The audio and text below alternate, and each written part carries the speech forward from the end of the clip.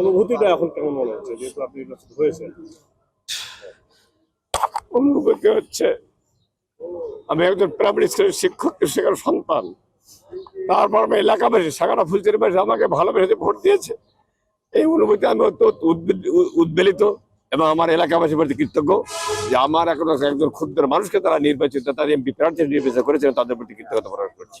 যদি জামাত ইসলামী সরকার গঠন করতে পারছে না যেহেতু আমার পরিকল্পনা অনেক, তারপরে যেহেতু সরকারের অংশ আমরা থাকবো, বিরোধী দলের সরকারের অংশ, সেই হিসেবে আমরা আমাদের যে নির্বাচন প্রতিশ্রুতি দিয়েছি, নদীর শাসন, নদী ভাঙন থেকে জাতিকে এলাকাবাসীকে রক্ষা করা, ফুলছড়ি, এরান্ডাবাড়ি, ফুলছড়ি, ফজলুপুর, উড়িয়া, এটা এটা অগ্রাধিকার ভিত্তিতে কাজ করা হবে এরান্ডাবাড়ি সহ।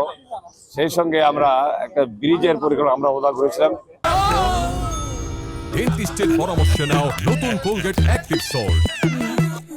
ফুলছড়ি ঘাটে বাহাদুরাবাদ একটা আমরা ব্রিজ অথবা একটা টানেল নির্মাণের চেষ্টা করা হবে, পার্লামেন্ট উত্থাপন করা হবে।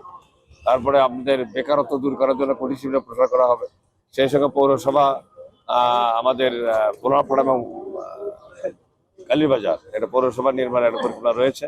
সেটা বেকারত্ব মুক্ত করার জন্য, যেসব যুবক যুবতী এখনো বেকার রয়েছে তাদের বেকারত্ব মুক্ত করার জন্য তাদের চাকরির ব্যবস্থা করে, এবং যদি সম্ভব হয় তাহলে সরকারের কাছ থেকে আমরা সুদ মুক্ত ঋণ দিয়ে তাদের ব্যবসা করার চেষ্টা করব।